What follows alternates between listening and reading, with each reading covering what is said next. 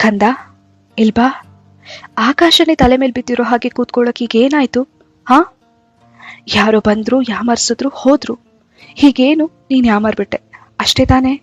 ನೀನ್ ಯಾರನ್ನು ಪ್ರೀತಿ ಹೆಸರಿಟ್ಕೊಂಡು ಯಾಮರ್ಸಿಲ್ವಲ್ಲ? ಮತ್ ಯಾಕಿಷ್ಟು ಯೋಚನೆ ಮಾಡ್ತಿದ್ಯಾ? ಯಾಕಿಷ್ಟು ಸಪ್ಗಿದೀಯಾ? ನೀನ್ ಹೀಗಿದ್ರೆ ನನ್ ಮನ್ಸಿಗೆ ಎಷ್ಟು ಬೇಜಾರಾಗತ್ತೆ.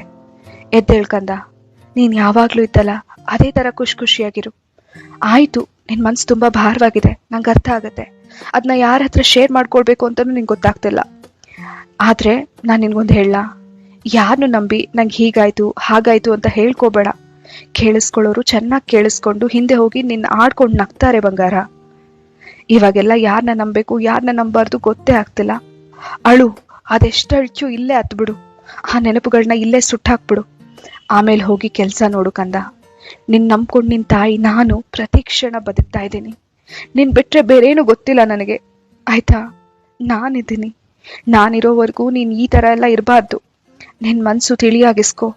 ಇದೆಲ್ಲ ಅನುಭವಗಳನ್ಕೋ. ಈ ಅನುಭವಗಳು ನಿನ್ ಮುಂದೆ ಒಳ್ಳೆ ದಾರಿ ತೋರಿಸುತ್ತೆ ಅಂತ ನನಗೆ ನಂಬಿಕೆ ಇದೆ. ನಿನಗೆಲ್ಲ ಒಳ್ಳೇದಾಗತ್ತೆ ಬಂಗಾರ.